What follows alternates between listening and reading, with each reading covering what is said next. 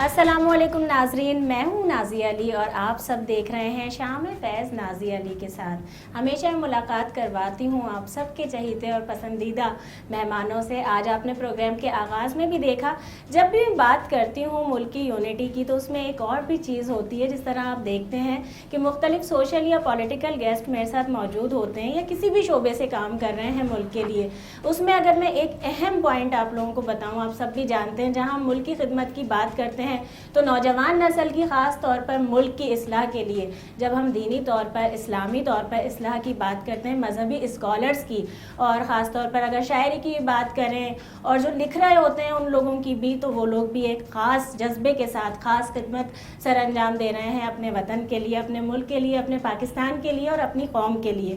میرے ساتھ بھی آج ایسی ایک مہمان شخصیت موجود ہے اور آپ ان کو بہت پسند بھی کرتے ہیں، جانتے بھی ہیں، اور آپ لوگوں نے خاص طور پر مجھ سے فرمائش کی تھی کہ آپ جب ان کو دیکھتے ہیں ذکر اہل بیت کرتے ہوئے، ذکر الہی کرتے ہوئے، ذکر رسول خداوندی کرتے ہوئے، تو آپ ان کی زندگی کے بارے میں بھی جاننا چاہتے ہیں۔ آپ کی ملاقات کرواتی ہوں، ڈاکٹر ثروت عسکری صاحبہ میرے ساتھ موجود ہیں۔ السلام علیکم۔ وعلیکم السلام۔ ویلکم کریں گے آپ کو شام فیض نازیہ علی کے ساتھ میں۔ بہت شکریہ، جزاک اور اللہ۔ بہت ساری آپ سے باتیں کرنی ہے کیونکہ صرف ہم نے کسی ایک چیز پر تو کرنی نہیں ہے، جتنی بھی، کیونکہ اگر میں آپ کی لائف کے بارے میں دیکھتی ہوں تو اس میں شاعری بھی ہے، ہم نے ہر طرح کی، آپ کو اگر مذہبی طور پر بھی دیکھا بولتے ہوئے میڈیا میں تو اس میں آپ نے کام بھی کیا خاصا، اور لوگوں کے لیے بھی بڑا یہ خوشائن ہے کہ آج آپ جب موجود ہیں تو آپ کی زندگی کے بارے میں بات ہوگی۔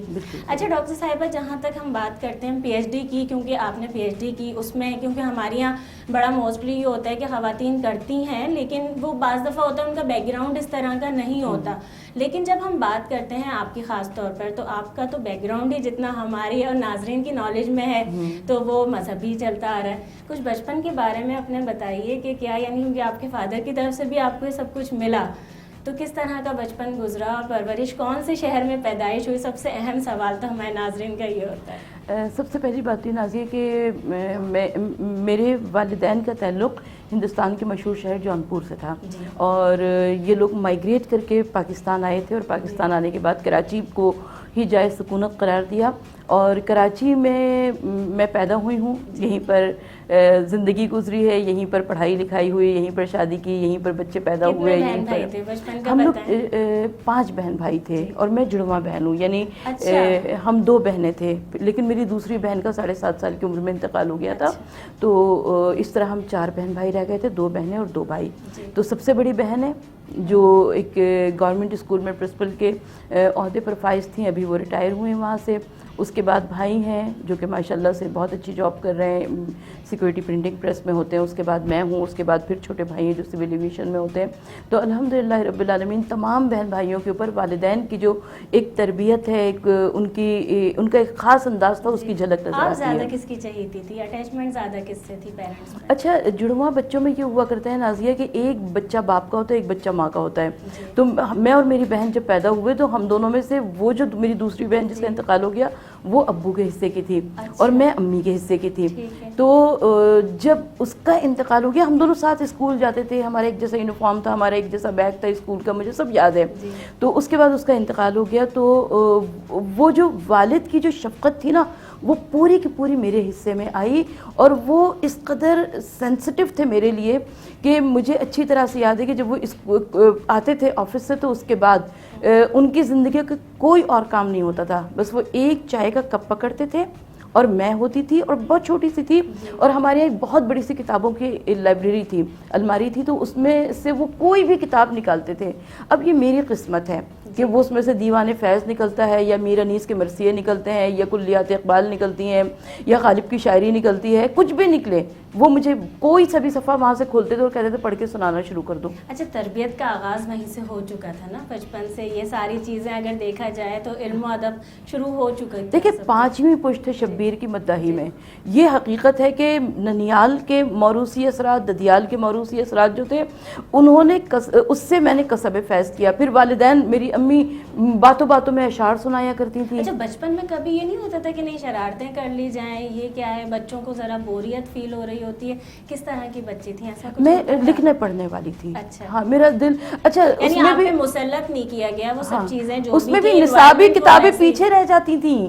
اچھا اور ایکسٹرا کریکولر ایکٹیویٹیز جو تھی وہ آگے بڑھ جایا کرتی تھی. مجھے یاد ہے جب میرا میٹرک کا پیپرز ہونے والے تھے تو میرے بڑے بھائی جو تھے وہ فیض احمد فیض کی کتاب کوئی لے آئے جو میں نے نہیں پڑھی ہوئی تھی اس سے پہلے.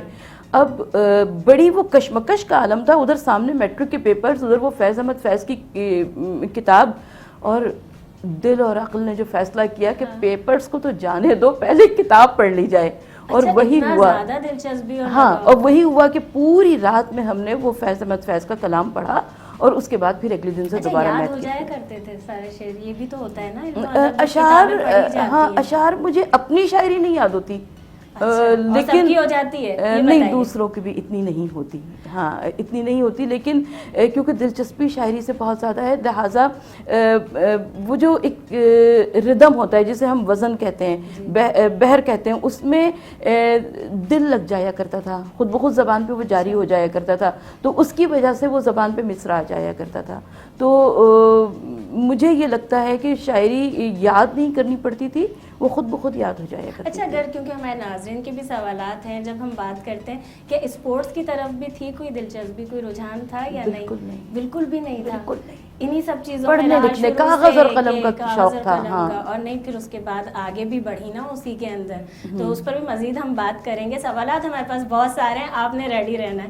ناظرین دیکھتے رہیے شام فیض نازیہ علی کے ساتھ, ابھی حاضر ہوتے ہیں بریک کے بعد.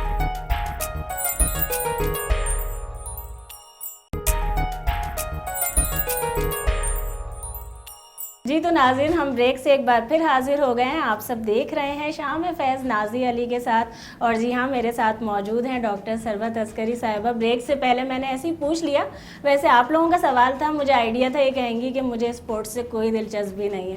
چلیں پھر کچھ تھوڑی ایکٹیویٹیز کی طرف آتے ہیں کہ اس میں بہت ساری چیزیں ہوتی ہیں کہ کوئی پینٹنگ کرنا چاہتا ہے, آرٹس کی طرف دلچسپی ہوتی ہے, بے شمار چیزیں ہوتی ہیں. کوئی لگاؤ خاص تھا کہ کچھ کریٹیو چیز کچھ کریٹ کیا جائے؟ اچھا میرے پاس اتنے سارے کلرز ہیں, اتنے سارے برشز ہیں, اتنی ساری چیزیں ہیں کہ پورا 1-2 کیبنٹس جو ہیں میرے ان چیزوں سے بھرے ہوئے ہیں. لیکن میں آپ کو ایک بہت اہم بات یہ بتاؤں کہ میں کبھی بہت زیادہ ایکسپینسو چیزوں کو استعمال نہیں کرتی ہوں. کہ میں یہ کہوں کہ جی میں نے اس طرح کے کینوس لے لیا, اس طرح کا برش لے لیا, اس طرح کا یہ کر لیا, بلکہ میں جو ویسٹیج چیزیں ہوتی ہیں جن کو زندگی سے نکال دیتے ہیں, گھر سے باہر پھینک دیتے ہیں, میں ان سے کچھ نہ کچھ کی خالی بوٹلز ہو گئیں, کریم کی ہو گئیں, کہیں اس طرف اشارہ تو نہیں طرف, ہاں میں اس طرح کی چیزوں کو بنا لیا کرتی ہوں, اس سے کچھ کر لیا کرتی ہوں. تو بس یہ فینسی ورک میں آ جاتا ہے, لیکن کریٹیوٹی ہے یہ. اچھا اگر اب ہم لائف کے بارے میں آپ کے پوچھتے ہیں تو اس کے بارے میں بتائیے, جو ہم سفر کا انتخاب ہوتا ہے کس طرح سے, کیونکہ اتنی جلدی ایج میں جب آپ کی شادی ہو گئی تو کس طرح سے تھا یہ؟ ظاہر سی بات ہے گھر والوں نے پسند کیا. بالکل اور ارینج میرج تھی, رشتہ آیا تھا. اچھا میری ساس مرحومہ اللہ انہیں جنت نصیب کرے, وہ ان کو بڑا ان کے گھر میں عزاداری تھی, تو وہ کہتی تھی کہ میں ایک ذاکرہ بہو لاؤں گی جو میرے گھر کی عزاداری کو دیکھے. تو میں چھوٹی سی تھی, وہاں اس علاقے میں مجالس پڑھا کرتی تھی, تو بس ان کی نگاہ انتخاب مجھ پہ پڑ گئی. تو وہ میں جب 8 کلاس میں تھی پہلی دفعہ تو رشتہ تب آ گیا تھا. مجالس کا لیکن آغاز کس ایج میں کر دیا تھا آپ نے؟ میں ڈیبیٹس کرتی تھی, تو بچپن سے ہی, یعنی اردو پڑھنا بعد میں سیکھی ہے ہم نے, ڈیبیٹس کرنا, کیونکہ میرے والد لکھ کے دیا کرتے تھے اور یاد کرا دیا کرتے تھے. اور اس کے بعد پھر اس کو وہ خود بخود جو تھا وہ مجالس کی طرف تعلق چلا گیا, اور اس طریقے سے وہ مجالس کا سلسلہ رہا. تو پھر بہرحال میٹرک میں جب ان کے یہاں سے رشتہ آیا تو میرے والد نے اس کو استخارہ کروایا, وہ ہاں میں آ گیا, تو اس طریقے سے وہ ہو گیا رشتہ.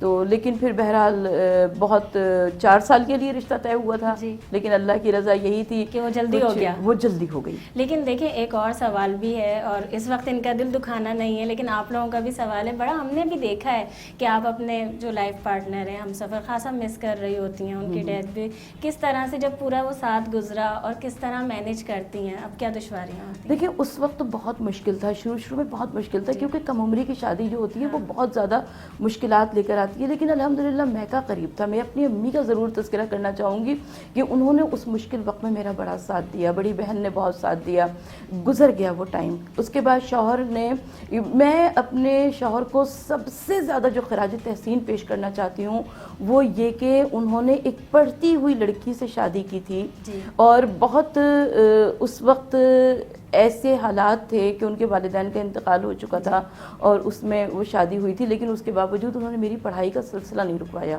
انہوں نے کہا کہ اگر آپ کو پڑھنے کا شوق ہے تو آپ پڑھتی رہیے. اچھا ڈاکٹر صاحب یہ والا میسج, کیونکہ ہمارے ناظرین کے لیے بھی, جہاں ہم پڑوسی ملک کی بات کرتے ہیں نا, ہمارے یہاں بھی ہوتا تھا, لیکن پڑوسی ملک میں روایات بہت بڑھتی چلی گئیں کہ نہیں خواتین کے اوپر, فیمیلز کے اوپر اتنا انویسٹمنٹ نہیں کریں گے, اس نے دوسرے گھر جانا ہے. لیکن اب وہ رجحان ہمیں دیکھنے کو مل رہا ہے کہ ہمارے ملک میں بھی وہ ساری چیزیں آتی جا رہی ہیں, جبکہ آپ کی لائف کو اگر دیکھا جائے تو چاہے وہ فادر کی طرف سے ہو, ہسبینڈ کی طرف سے ہو, بڑا سپورٹیو رہا. کیا میسج دیں گی کہ ہماری خواتین کے لیے کردار مردوں کو کسی بھی رشتے کے ساتھ جڑے ہوئے ہیں اور یہ ادا کرنا چاہیے؟ دیکھیں میں اپنی بات کرتی ہوں, میں کسی اور کی بات نہیں کرتی. جب میرے شوہر کا انتقال ہوا ابھی 2 سال پہلے, تو مجھ سے خاتون نے کہا کہ جیسے محسوس یہ ہو رہا تھا کہ انہوں نے پوری محنت کی, آپ کو اس جگہ پر پہنچایا, وہ اس کینوس کے اوپر کام کر رہے تھے, اور جہاں پر ان کی ذمہ داری ختم ہو گئی وہاں سے انہوں نے اپنی جان کو جان آفری کے سپورٹ کر دیا. تو یہ حقیقت ہے. لیکن ایک معاشرے کی تشکیل کی جب ہم بات کرتے ہیں, ماں کی آغوش کی, تو اسی کے اوپر ڈیپینڈ کرتا ہے نا سب کچھ. حقیقت یہ, اچھا میں جو آج پی ایچ ڈی تک پہنچ گئی تو 70ویں سال میں میں بیٹی کی ماں بن چکی تھی. تو مجھ میں اور میری بڑی بیٹی میں 17 سال کا ایج ڈفرینس ہے. تو جب وہ بچی میری گود میں آئی تو میں یہ سوچ رہی تھی اس وقت کہ اگر کل کو یہ بچی پوچھے گی کہ میری ماں کتنی پڑھی لکھی ہے تو یہ کیا کہے گی کہ میری ماں صرف میٹرک پاس ہے.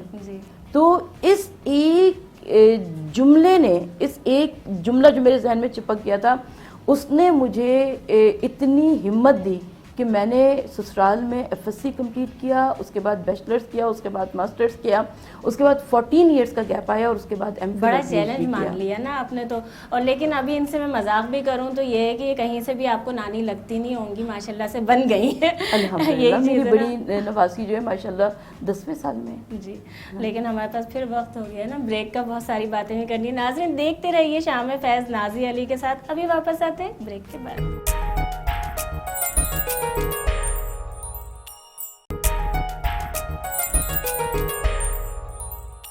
ویلکم بیک ناظرین, آپ دیکھ رہے ہیں شام فیض نازیہ علی کے ساتھ. اور بریک پہ جانے سے پہلے جب میں ڈاکٹر صاحبہ سے کہہ رہی تھی نا کہ یہ ماشاءاللہ سے دیکھنے میں کوئی ویسے بھی نہیں پہچان سکتا, آپ جلدی شادی کی بات کر رہی ہیں, لیکن بہت سارے لوگ ہوتے ہیں جلدی ہو دیر سے ہو, وقت سے پہلے بہت بوڑھے ہو چکے ہوتے ہیں. یہ بھی ایک بلیسنگ ہوتی ہے. لیکن جہاں بات کریں انسان کی خوبصورتی جب اندر دل میں موجود ہوتی ہے, وہ بھی چہرے کے اوپر عکاسی کرتی ہے. اس میں ایک سب سے بڑی چیز ہے جہاں آپ بہت اچھا, جب ہم ذکر اہل بیت کی بات کر رہے ہوتے ہیں, آپ لوگوں تک پہنچاتی ہیں, بول رہی ہوتی ہیں اس پر. لیکن جیسے میں نے آغاز میں بھی کہا, جب ہم پی ایچ ڈی کی بات کرتے ہیں تو اس میں بھی خاص ایک سیرت النبی صلی اللہ علیہ وآلہ وسلم کی ہم بات کرتے ہیں, اس پر آپ نے انتخاب وہ کیا. کچھ بتائیے اس کے بارے میں اور اپنی کتاب کے بارے میں.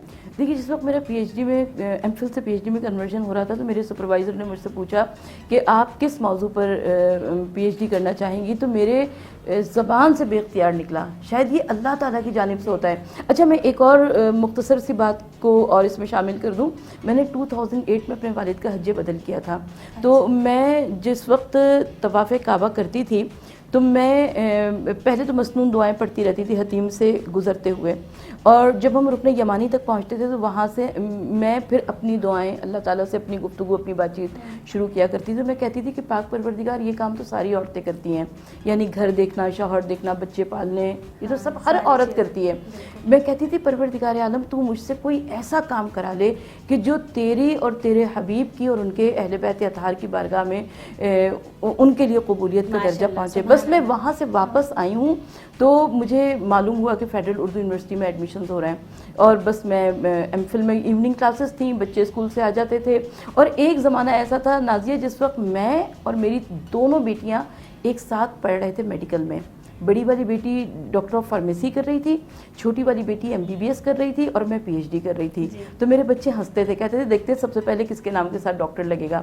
لیکن کیونکہ بچیوں کے سر پہ میں تھی تو پہلے ان کا میڈیکل ختم ہوا, اور اس کے بعد الحمدللہ مجھے پی ایچ ڈی کی ڈگری ملی. تو اس وقت سیرت النبی صلی اللہ علیہ وآلہ وسلم کا میں نے انتخاب کیا, اور شکر پروردگار عالم کا. میرے شوہر کو اللہ نے جنت نصیب کرے, وہ ہمیشہ یہ کہا کرتے تھے کہ سربت نہ میرے خاندان میں کوئی سیرت نگار ہے نہ تمہارے خاندان میں کوئی سیرت نگار ہے, اللہ نے ہمارے گھر کو منتخب کیا ہے کہ ہمارے گھر سے کوئی فرد جو ہے وہ سیرت النبی صلی اللہ علیہ وآلہ وسلم پہ کام کر رہا ہے، تو وہ مجھے کہتے تھے دنیا چھوڑ دو، بس اس کام کو کر لو. لیکن اس کے علاوہ بہت ہیڈلس تھیں، پریشانیاں تھیں. ایک وقت ایسا آیا تھا جب میں سیکنڈ چیپٹر پہ کام کر رہی تھی، میرے بچوں کو چکن پاکس ہو گیا تھا، اور اس کے ساتھ یہ ساری چیزیں اور بچوں کا پرہیزی کھانا بنانا یہ سب. اچھا جب فائنل چیپٹر پہ کام کر رہی تھی، میری چھوٹی بیٹی کی شادی اس وقت آ گئی تھی، تو جس وقت میں کارڈ لے کر اپنے استاد کے پاس گئی تو انہوں نے کہا کہ آپ کو پتہ ہے کہ اس وقت آنکھوں کی سوئیاں نکلنے کا وقت ہے، اس وقت آپ نے شادی کیوں رکھ لی؟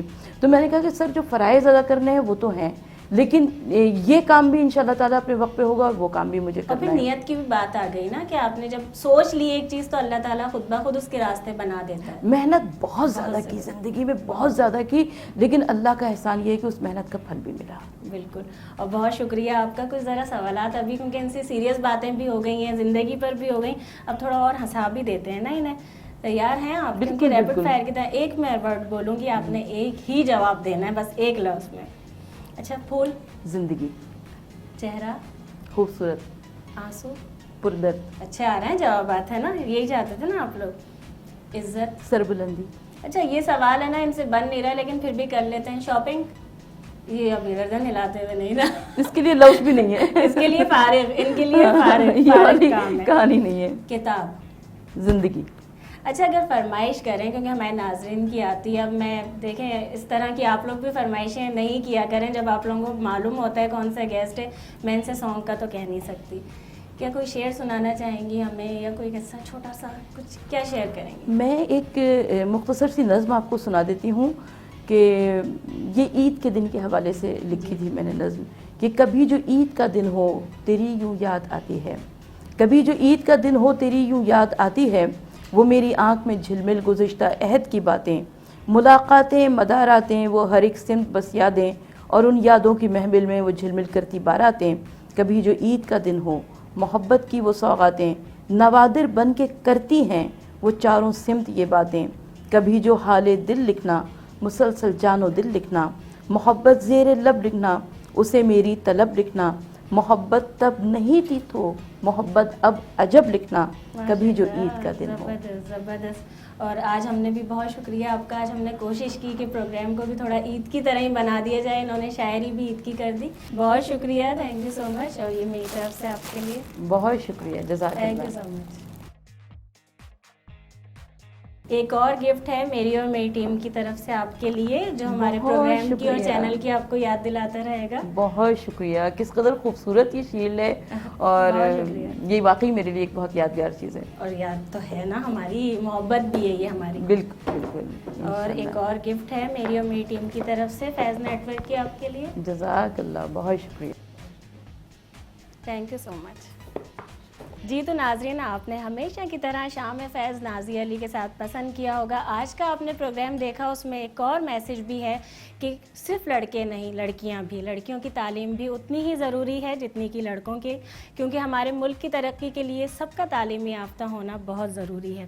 اپنا بہت خیال رکھیں. شام فیض کے لیے جو بھی فرمائش کرتے ہیں وہ کرتے رہیں. اپنی دعاؤں میں یاد رکھیں. مجھے نازیہ علی کو دیجیے اجازت. اللہ حافظ. پاکستان زندہ باد.